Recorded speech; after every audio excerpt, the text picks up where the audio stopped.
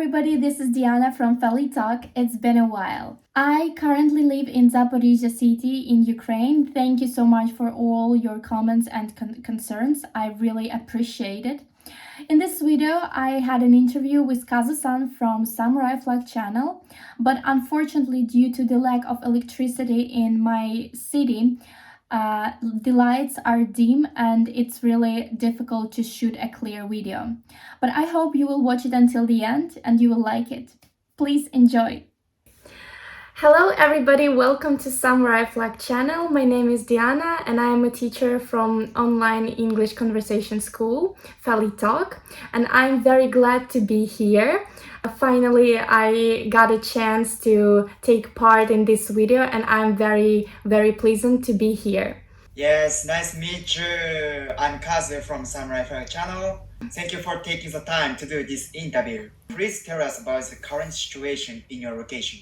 Actually, the situation is really hard. I am staying in Zaporizhzhia city.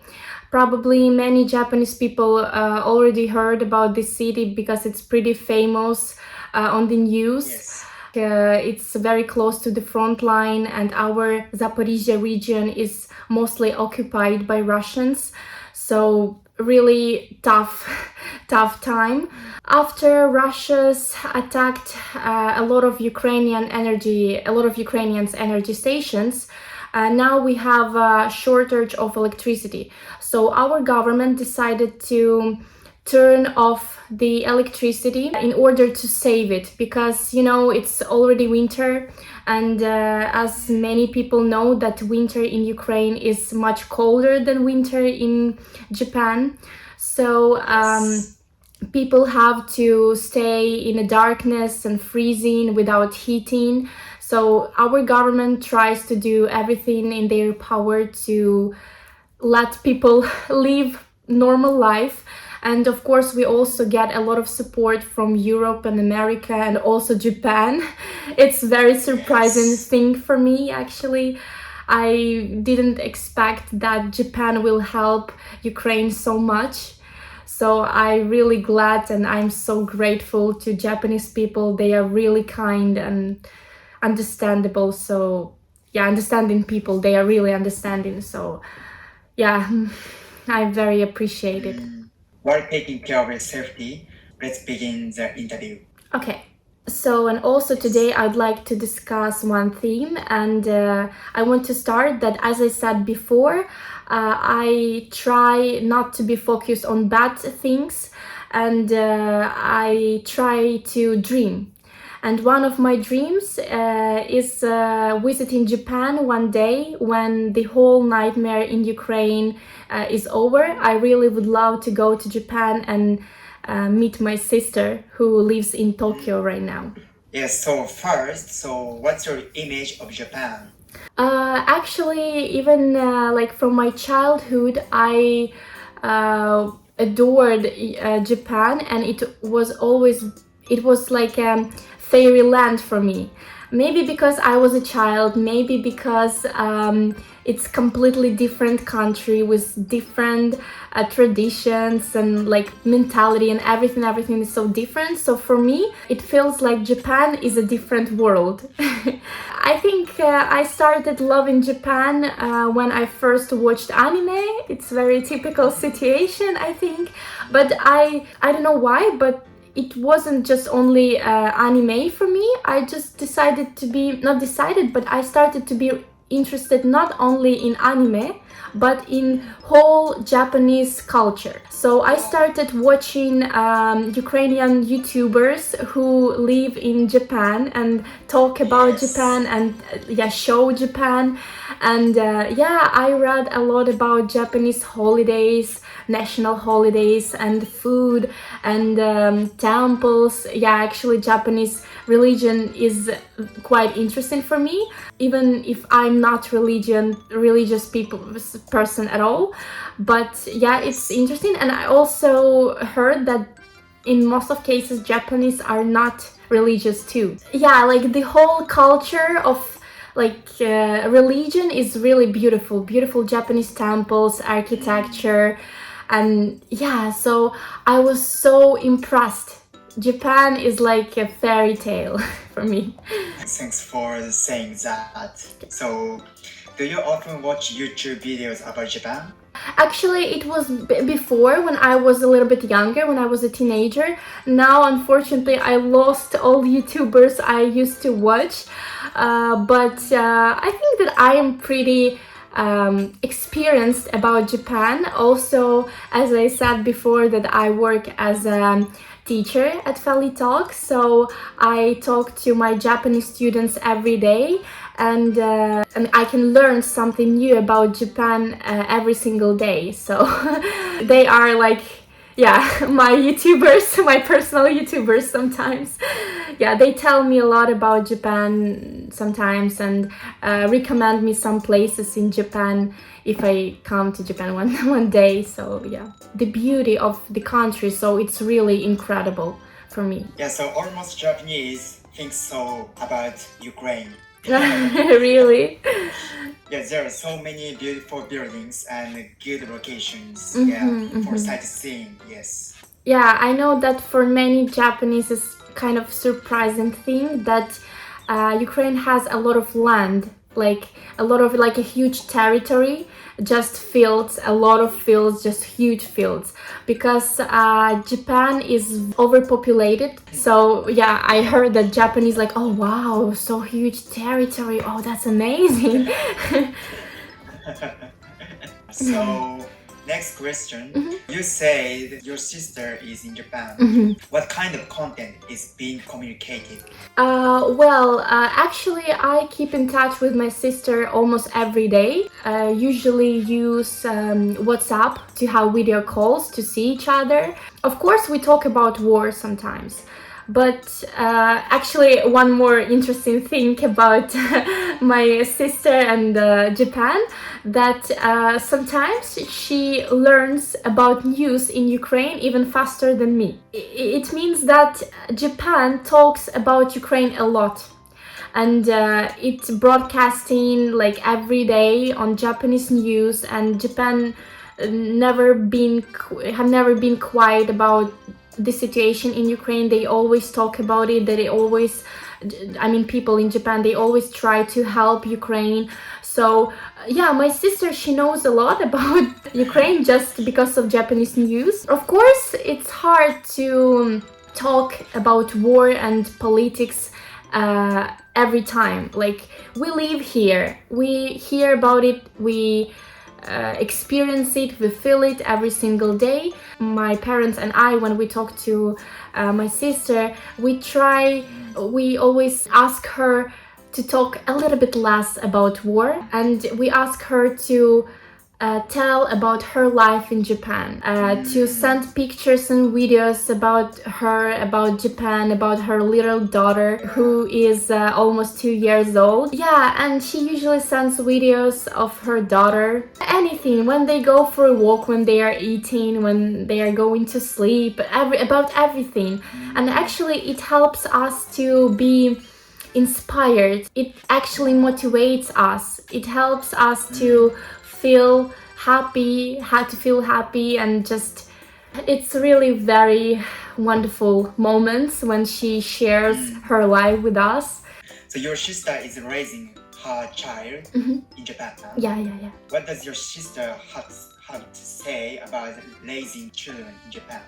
Actually, it's a very interesting topic because she gave birth in Japan, and she always told me that it's just like young mothers with children, they get so much support from government, for like everything. She told me that she had like free trips by taxi, by cab. It's nice, even, you know, it's not so important thing, but it's surprising for us, for Ukrainians, because we don't have this in Ukraine at all.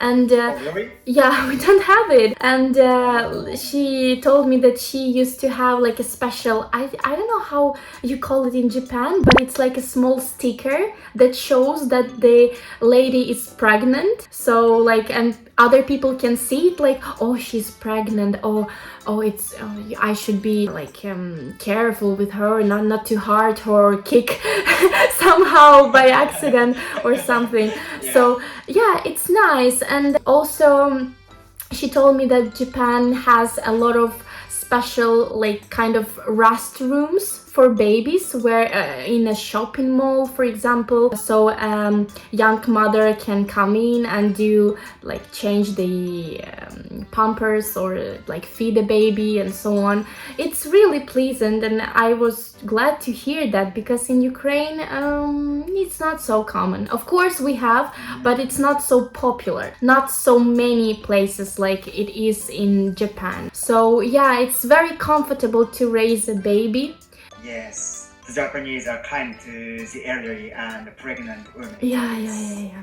Yes, so are there any opportunities to experience Japanese culture in Ukraine? Anime is very popular in Ukraine right now.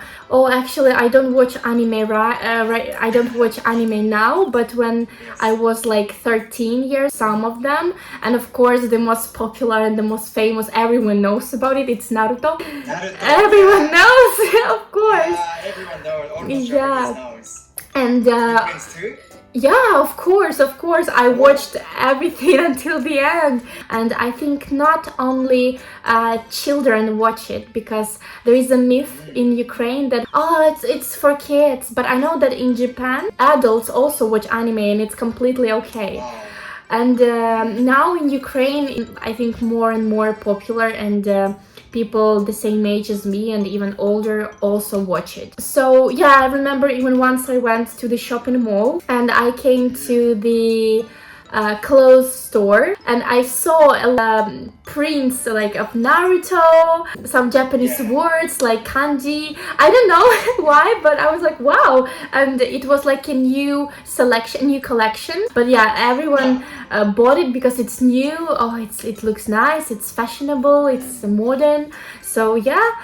And of course also Japanese food, Japanese cuisine. Japanese restaurants are very famous in Ukraine. We have really a lot of Japanese restaurants in Ukraine, and I experienced a lot of times, many times. I really enjoy Japanese food. What's your most favorite Japanese food? Okay, it will be so boring, but I will say that because that's true. Of course, Japanese sushi.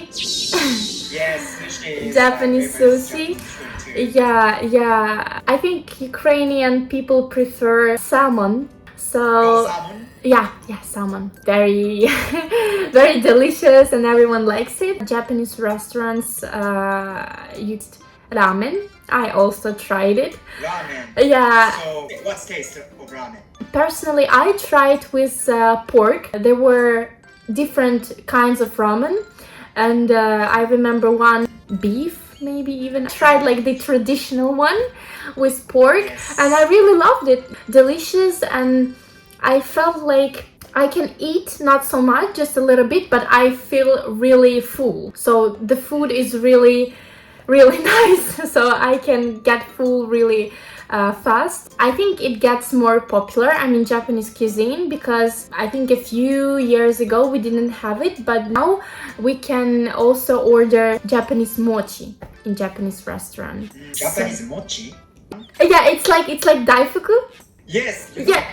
Yeah. But we have not traditional daifuku because, as I know, it beans inside. But maybe, as you guess, that it's a bit special for Ukrainians, and really not everyone like it. I don't even know if we have it in Ukraine. Maybe in some really big luxurious restaurants in Kyiv we have traditional mochi with daifuku with beans, but mostly we have daifuku with fruits or sweet cream inside. It may be with like pieces of strawberry, or for example strawberry cream inside, something like cream cheese or something, but not beans, because it's a bit strange for us, for most of us. Yeah, includes strawberry and grape cream, like cheese, is very famous in Japan too. Ah, really? I didn't know. I just know traditional,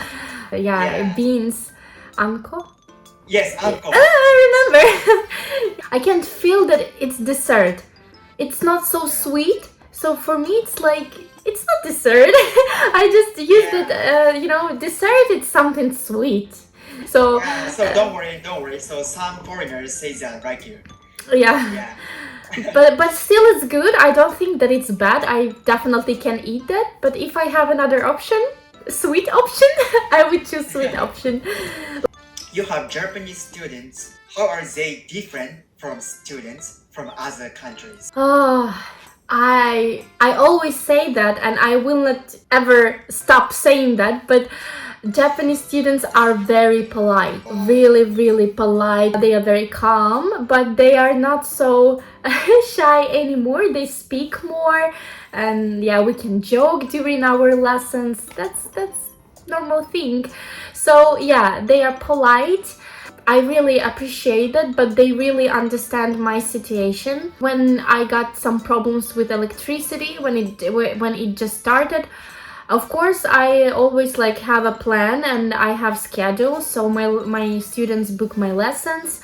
But because of electricity, I had to cancel many of my lessons, and I felt guilty that my students, they also have their schedule, they plan, and they decided to have a lesson with me today, but I can't, so I had to cancel it, and I felt really bad because of it. But they are completely okay. Oh, no worries, it's not your fault, it's okay, we understand. And I'm just wow. So really, really kind people. I've never met a bad Japanese. And the last question, well, what do you want to do if you come to Japan someday? Oh, that's a really good question. And first of all, of course, I would love to visit my sister. It's obviously.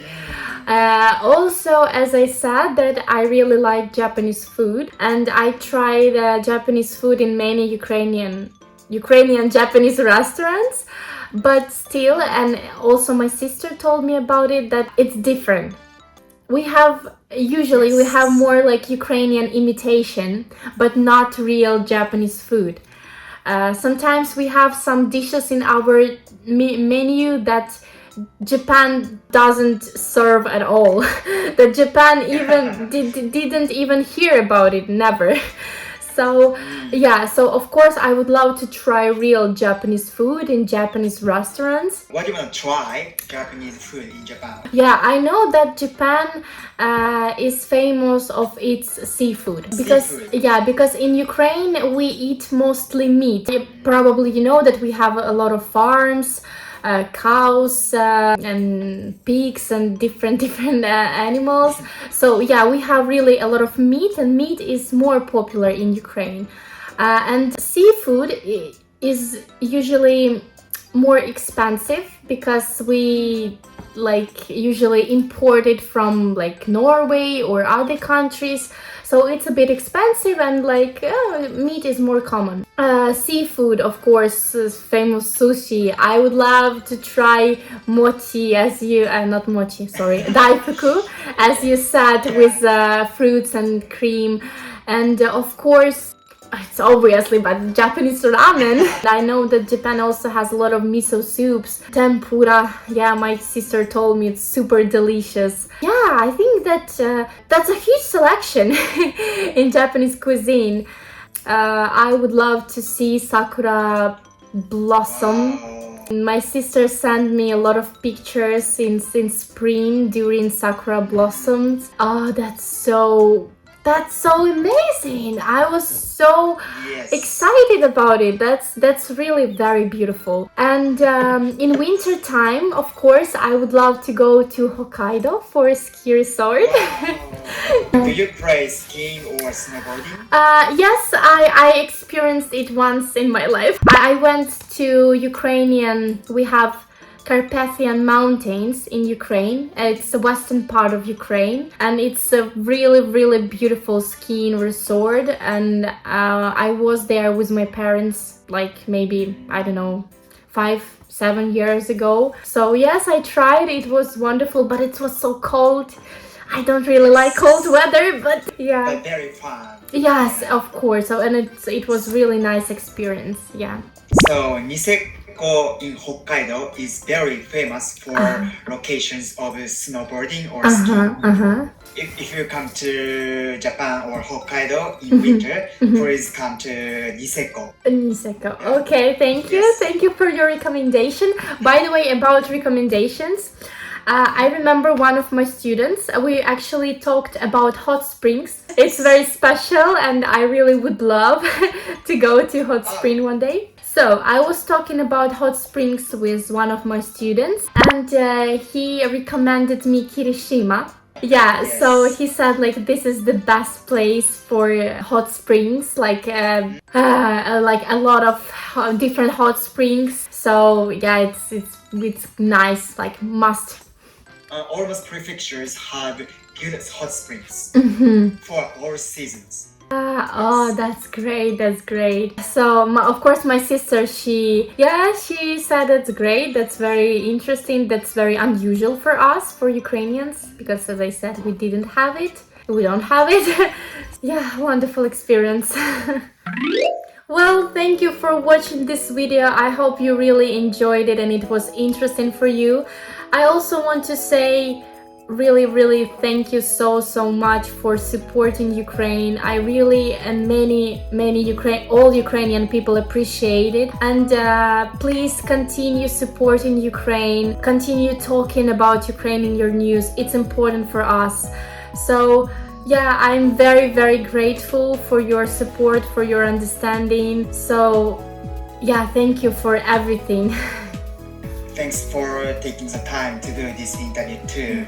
It's going to get colder from now on. Yeah, please take care of yourself first. Thank you so much. Wish you all the best, and yeah, thanks so much to your viewers. As I said, it's a big honor for me to take part in this video, finally. So, interview is over.